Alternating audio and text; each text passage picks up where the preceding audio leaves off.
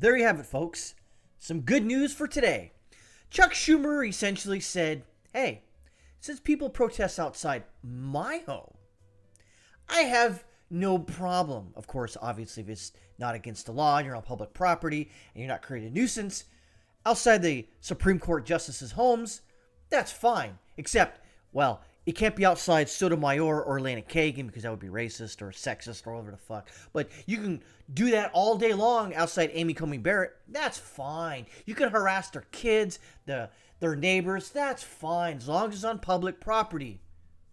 You just set a new standard. The new standard is go protest peacefully. There's Susan Wojcicki on YouTube. Peacefully outside government officials' homes. That's the new standard that's been set. Should that be the case? Yeah, because you can protest First Amendment. But when you set a new standard such as this, expect it to get pushed to its right to the border, and then someone's going to push right over. That's what we have, folks. We have a new standard right now in this country to where you should be able to protest outside anybody's home now. As long as it's on public property, obviously. You just can't walk down someone's private road and then pick it outside their, freaking breakfast nook. That's just not going to work. But now we've got a new standard, apparently. So this is okay. Because Chuck Schumer says, well, they're protesting outside my home. Yeah, they can do... Really? Even though it's sort of against the law, there's some real mental jujitsu that a lot of these politicians right now are frickin' just dancing to. They're kind of going, hey, watch this, hiya! And they're just making all sorts of accommodations for all the crazy bastards out there right now in Handmaid's Tale frickin' garb. I don't know where you fucking get that, but apparently people got it for this sort of thing. It's an op, obviously. So that's what we got. So Chuck Schumer says it's okay. New standard has been set. The die has been cast. So if you do a thought experiment saying, okay, we do that, so can you protest outside a police officer's home?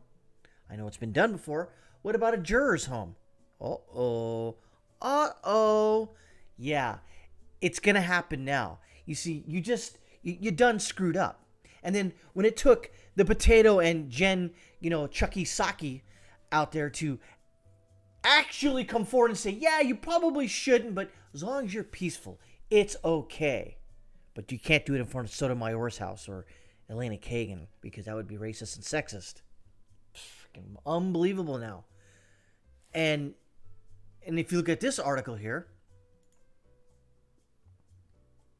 Governor Youngkin Hogan and Senators Chuck Grassley and Mitch McConnell all write to A.G. Garland like he's going to fucking respond. A.G. Garland is a piece of human shit. So he don't give a fuck. Maybe we should protest outside his home as long as it's on public property and you don't create a nuisance. And as long as you're respectful. Whatever. Like the people outside, Gorsuch's house or Kavanaugh's house are really respectful. Asking him to deal with protests at the justice's home. Well, Garland's not going to do anything. He's a dyed-in-the-wool, red diaper doper baby. I think that's what Michael Savage would say. He's a piece of shit. He's not going to do anything. He's just going to go, over. Whatever. That's fine. Whatever. That's fine. But don't do it outside my home. It says Hogan and Youngkin sent a letter to Attorney General Merrick Garland citing federal statute title 18 section 1507 in U.S. Code, which says it's illegal with the intent of influencing any judge to picket or parade in or near a building or residence occupied or used by such judge, juror, witness, or court officer.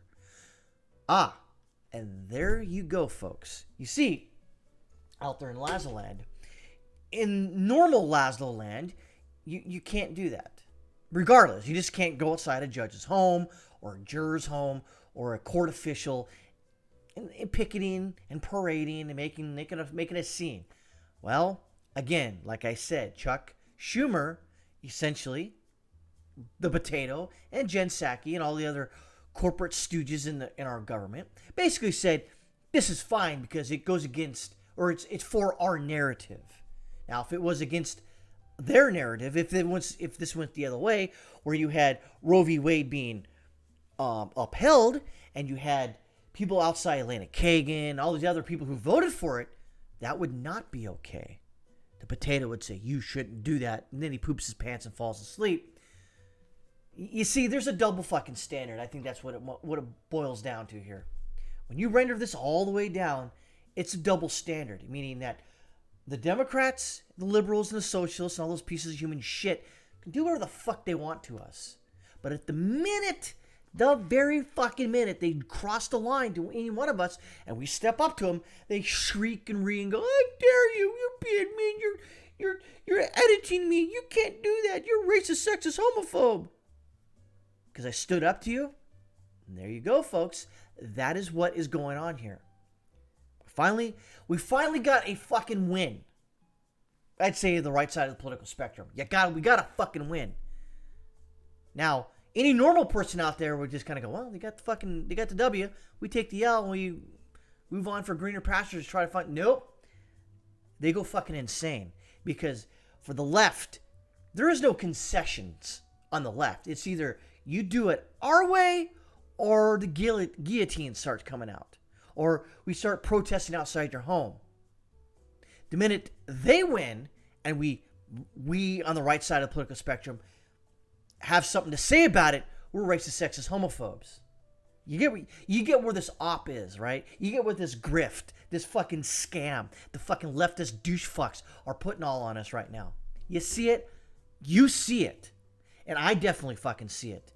And you normies out there better pay the fuck attention to all the shit's going on. Because at some point, normies, you need to take a fucking side. Are you on the side of leftist lunatics? Or are you on the side of people who are, well, at this point, on the side of law? The rule of law. Because if you don't